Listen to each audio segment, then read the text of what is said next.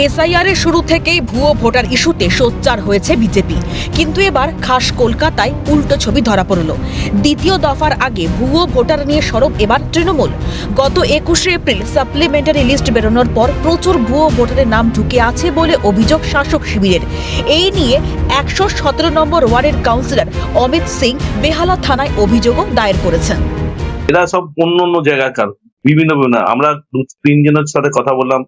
কেউ বলছে আমরা জোকায় থাকি, কেউ বলছে কুদঘাটে থাকি। এরকম আমরা দেখে তখন আমাদের সন্দেহ, আমরা সঙ্গে সঙ্গে এটাকে নির্বাচন কমিশনার যিনি আমাদের আরো আছেন তাকে যোগাযোগ করার চেষ্টা করি, পাই না। তো আমরা একটা চিঠি করে থানায় ইমিডিয়েট দিয়েছি, আমরা থানাকে জানাই, আমরা থানায় জানিয়েছি আর আরোকে চিঠি পাঠাচ্ছি। আজকে আমাদের দলের যারা নেতৃত্বে আছেন তাদেরকে আমরা সব দিয়েছি, এই ডিটেল গুলো আমরা দিয়েছি। দেখুন আমাদের এই এত লোকের পার্ট সিরিয়াল নাম্বার, এরা কেউ এখানে এক্সিস্ট করে না, এদের কোনো ভোটার অ্যাড্রেস নেই এখানে, এরা কোনোদিনই এখানে ছিল না, এদের প্রিভিয়াস কোনো এখানে রেকর্ড নেই, এদের ফ্যামিলি মেম্বার বলে কেউ নেই। আর একটা জিনিস যেটা দেখলাম, ওইখানকার বেশিরভাগ ওইখানকার হচ্ছে সেন্ট্রাল গভর্নমেন্টের অফিসার। তৃণমূল কাউন্সিলরের কথায় 153 বেহালা পূর্ব বিধানসভার পার্ট নম্বর 1 ও 2, Shahpur Mathuranath Vidyapith boys high school, Kolkata পুরসভায় ওয়ার্ড 117 মিলিয়ে এখনো পর্যন্ত ভোটার সংখ্যা আনুমানিক প্রায় 200-র ওপর।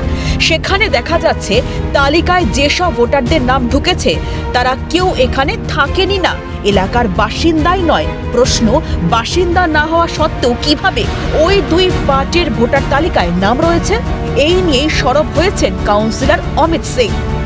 যে বিএলও আছেন উনি এখানে ভোটার স্লিপ বিলি করছেন একটা জায়গায় বসে। তো আমরা যখন ওনাকে প্রশ্ন করি আপনারা এখানে আপনি একটা জায়গায় বসে করছেন, আপনার তো নিয়ম হচ্ছে আপনি বাড়ি বাড়ি গিয়ে দেবেন। উনি তখন জানায় এরা কেউ এখানকার বাসিন্দা না, তাই এখানে দিচ্ছে। তো আমরা বললাম ওনাকে, এখানে যখন বাসিন্দা না তিনি এখানকার ভোটার হতে পারেন কি করে, আর আপনি এটা তাদের দিচ্ছেন কি করে? এটা তো নির্বাচন কমিশনের নিয়মের বহির্ভূত। প্রথম দফা মিটেছে নির্বিঘ্নে। 29 এপ্রিল দ্বিতীয় দফার ভোট।